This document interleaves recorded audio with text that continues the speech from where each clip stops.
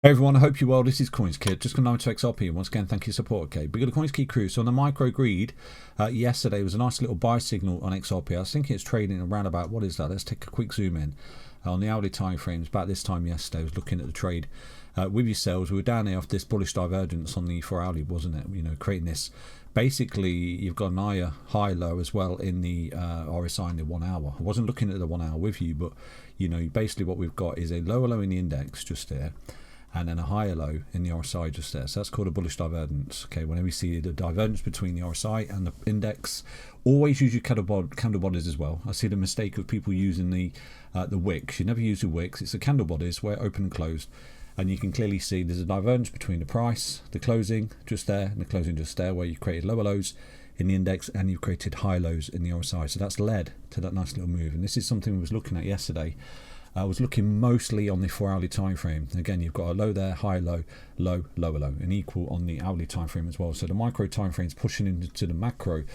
You know, we're getting divergences right there for XRP. So this is why we've seen a nice little move yesterday. So I'll zoom in a moment, but on the 15 minute, if we take a quick look, it looks as though there might be a 5-wave move here for XRP. So that could be an impulsive move. Okay, and we've got some kind of ABC that's come back to fill this low, and then right now we're calling up for another explosive move to the upside. So it's possible that this was the bottom of a retracement back down to here before another impulsive move to the upside. Because what I'm looking at, this could actually be an impulsive wave 1. This is a zigzag wave 2 that's come back. Right now it's impulsive, corrective, and this is looking for another move to the upside. Okay, that's what we need to see. We need to see 5 waves off this low to increase probability. Okay, that was your bottom.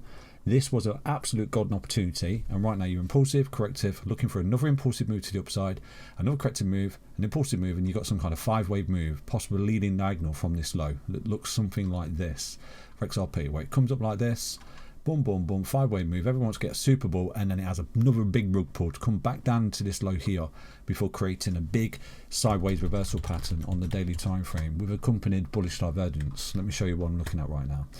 So I think there is a case that that is the bottom, and you know, we'll work on filling this wick like we always see in XRP. But as we start to work on this, it'll be something like this. Okay, we do something like this over a long period of time, and you've got this beautiful ascending triangle here where you get your first point resistance, high level support, second point resistance, high level support, and then you break on your third point resistance, possibly late February, early March for the big next leg up, basically. But we've got to be patient for this potential reversal pattern here. Okay, so I know a lot of people diving in right now and think the bottom's in, but we've just got to be patient and work on a reversal. Okay, just like we did on this selling climax in August last year. Okay, you come up impulsively, then you work on your bottom. Okay, and then you work on retracements coming back. You've got your resistance support, and then you break out.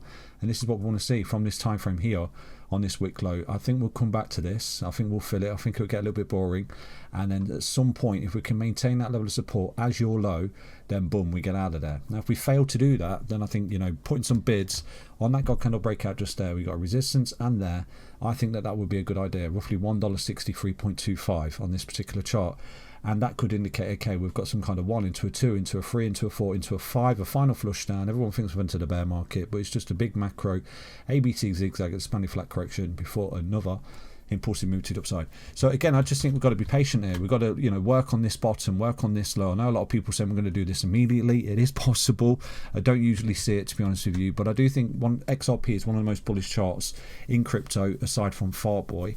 But this is why I'm taking some exposure to Fartboy, but I do think XRP is still standing up as one of the most bullish charts going forward. And this is why, if you take a look at this wick right now, it's roughly up 34%. But if we take a look at the likes of Bitcoin from its wick, so far you're at roughly, you know, 5%. If we take a look at Ethereum, we're roughly up from the wick around about 20%. So still XRP, let's look at Solana off its wick. So still from this point, XRP is still telling us it's extremely bullish at this moment. Okay, a lot of people think it's bearish, but I just think you've gone through an expanded flat correction since here. Okay, early December.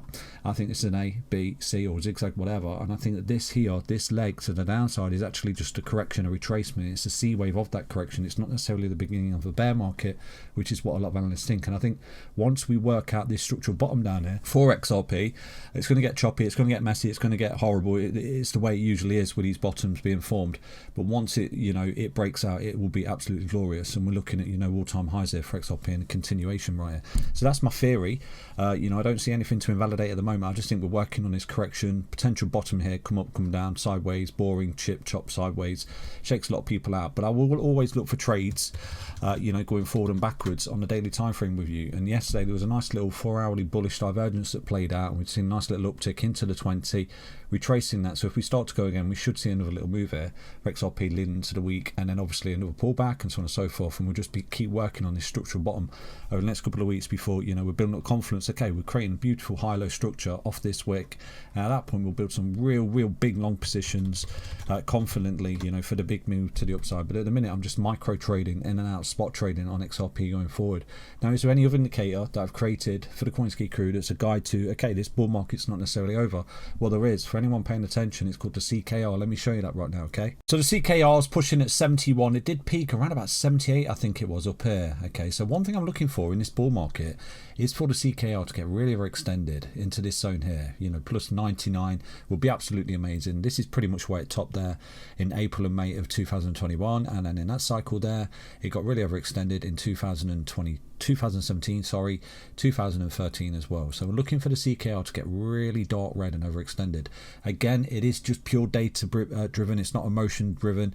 It is a data point, and obviously it can be invalidated just because it's done it here, here, and here in those previous cycles, pinpointed the top of the cycle right there. It doesn't necessarily guarantee that it's going to do it again, but you know, if we are just relying on data and not the motion of the market, you know, then in theory we've not necessarily entered the bear market because of the 5-wave structure that I've not seen yet for XRP and obviously Bitcoin. For those people paying attention, we've got the S&P 500, which is in a raging bull. We've got gold, which is trending up, and we've got, you know, no sign of that basically waterfall in the Bitcoin dominance, and the CKR is sitting in this golden pocket zone here around about 71.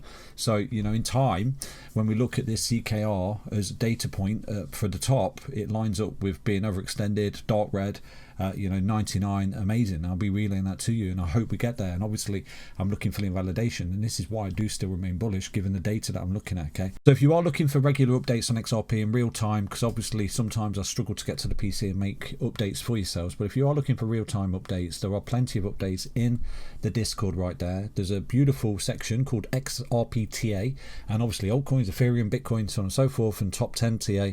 It's an amazing community. Okay, we've got a massive influx of members, lots of people bouncing ideas and things off one another. It's fantastic. I'm so proud of that community that I've created right there for the CoinsKid crew. So I'll be back soon with another update on XRP, but definitely get involved in the community Discord if you're looking for regular real-time updates on XRP. Stay healthy, stay strong, stay tuned. Take care everyone. Back soon with another update on XRP. Bye bye.